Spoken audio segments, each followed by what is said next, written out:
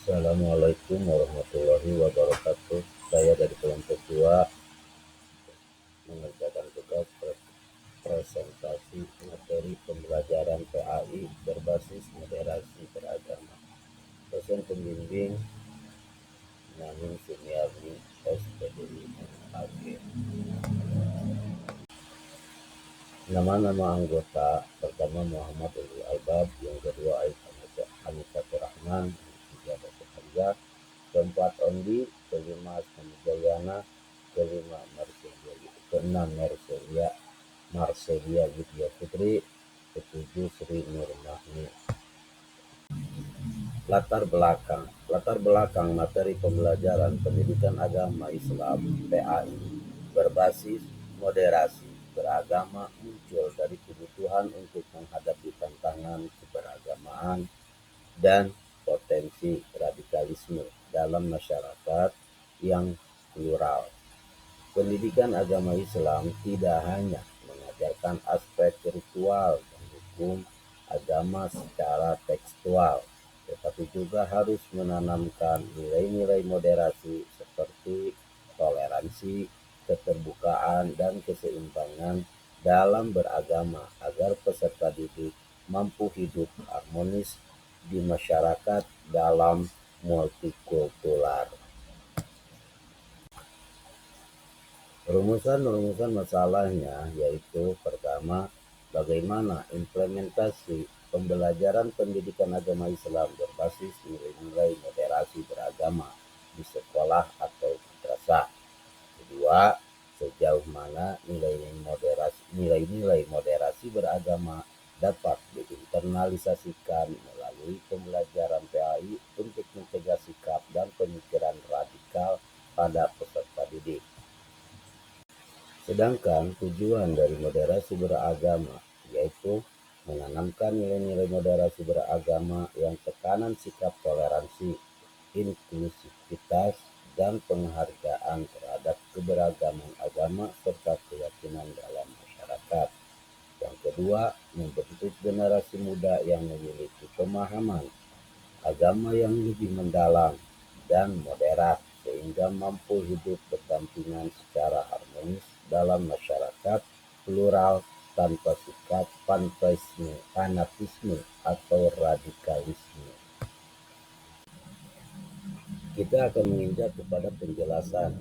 Penjelasan pertama, tujuan pendidikan Islam baik di sekolah maupun di madrasah adalah untuk mengembangkan potensi peserta didik dengan tujuan menjadi insan yang beriman, bertakwa, berilmu, cakap, mandiri, kreatif, inovatif, dan menjadi warga negara yang demokratis serta bertanggung jawab.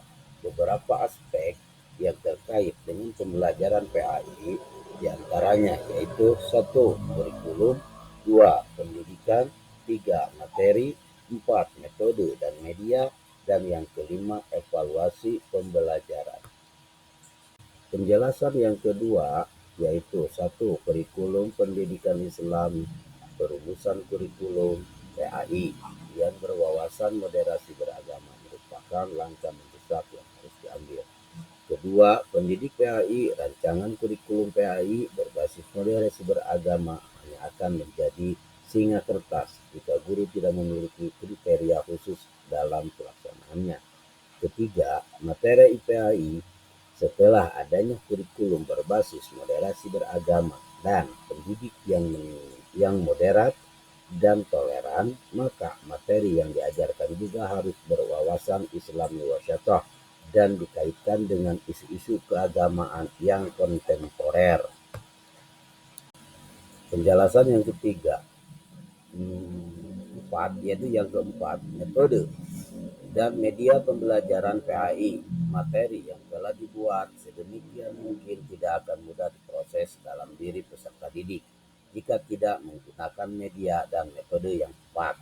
Yang kelima, evaluasi pembelajaran PAI. Evaluasi dalam hal ini bukan hanya kepada kognitif siswa, namun harus kepada 3 ranah yaitu kognitif, efektif, dan psikomotorik, dan juga standar nilai jangan hanya kepada angka, namun kepada kesadaran para peserta didik untuk menjunjung tinggi sikap moderasi beragama. Analisanya, jadi dapat disimpulkan bahwa pembelajaran pendidikan agama Islam merupakan kegiatan interaktif pendidik yang dilakukan secara sadar oleh pendidik dalam rangka membentuk kepribadian muslimah pada diri peserta didik. Pembelajaran PAI dengan perspektif moderasi beragama wasyatiyah dalam rangka membentuk siswa yang toleran dan multikultural merupakan bagian dari upaya pemberantasan radikalisme dan intelektualis yang berlatar belakang agama dan keyakinan. Dengan ini kami dapat menyimpulkan kurikulum PAI harus mencakup materi dan isu kontemporer seperti toleransi, teologi inklusif, perbandingan agama, hak asasi manusia atau HAM, pendidik dengan menghadirkan pendidik yang toleran dan multikultural akan menjadi salah satu solusi dalam moderat intoleransi dan radikalisme di Indonesia. Begitupun dengan materi ajar harus berbasis Islam wasyata dan terkait dengan isu-isu keagamaan kontemporer. Dalam hal ini, beberapa bentuk pengembangan materi PAI seperti pendidikan karakter, pendidikan anti korupsi, dan cinta tanah air. Terima kasih banyak atas segala perhatiannya. Tidak lupa kami ucapkan kepada dosen pembimbing, Ibu dosen Nanin Sumiarni. Semoga ilmu yang didapat dari Ibu kepada kami menjadikan ilmu yang bermanfaat. Amin ya Allah ya Rabbal Alamin. Terima kasih.